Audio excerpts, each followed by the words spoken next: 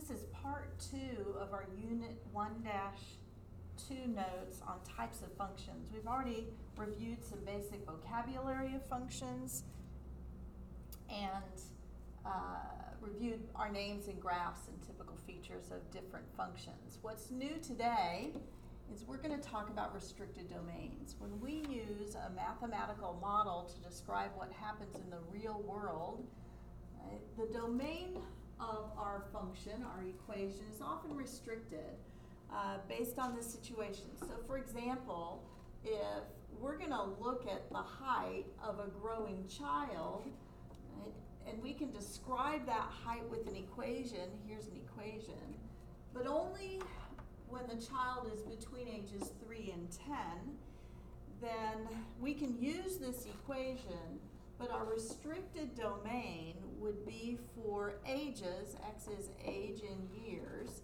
between 3 and 10. So we're going to graph this function on this restricted domain in our calculator. I have instructions here for the TI-83. These also work for the TI-84 on what you would need to enter in your calculator. First of all, let's just keep in mind that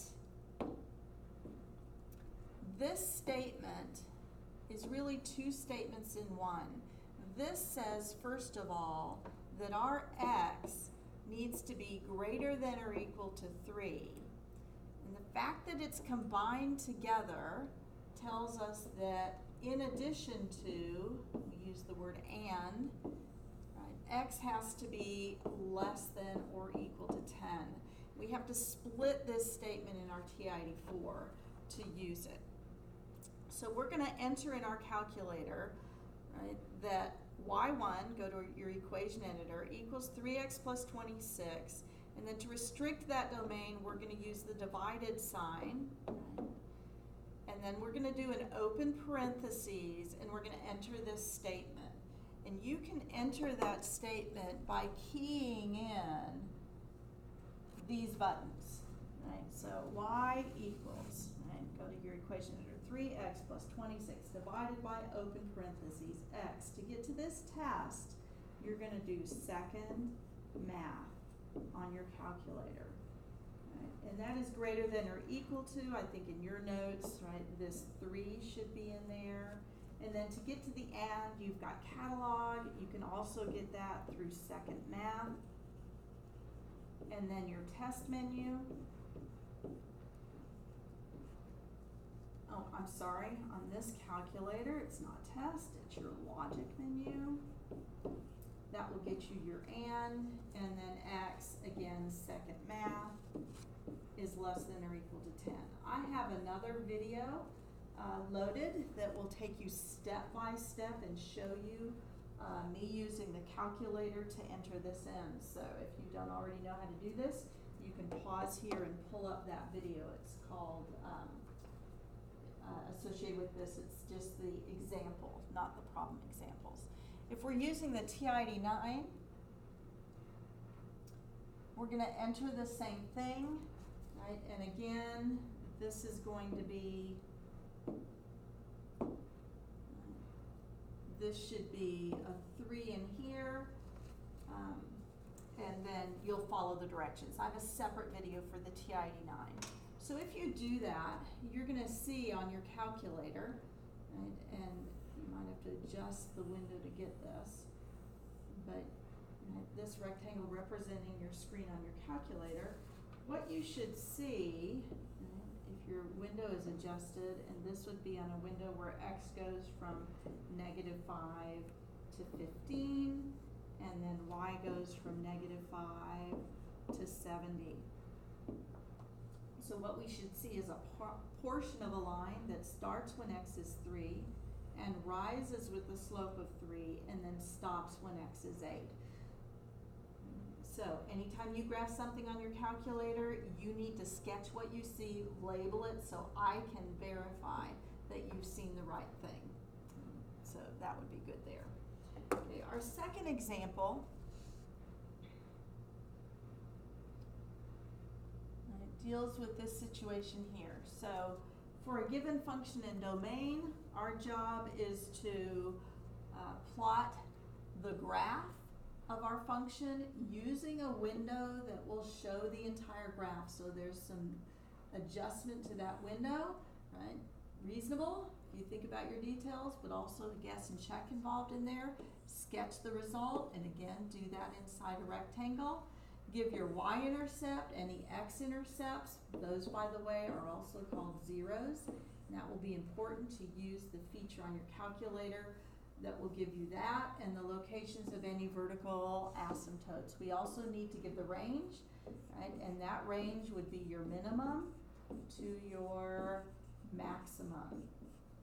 And I have another video that you can look at that will give you step-by-step how to find each of those things using both the TID4, separate video for the TID9. Right? So I'll leave you to that. For you to look at those, please do look at that example for what you should do for each of those. The last example we're going to look at is this one.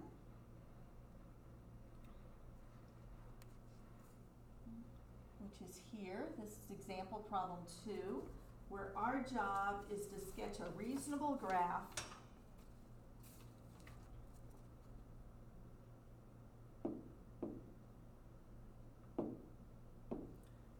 sketch a reasonable graph, so it may not be point perfect, we may not have numbers on it, but it should be a reasonable, right, based on our situation, showing how our variables are related. We have 2 variables out here. We're supposed to identify the type of function it could be.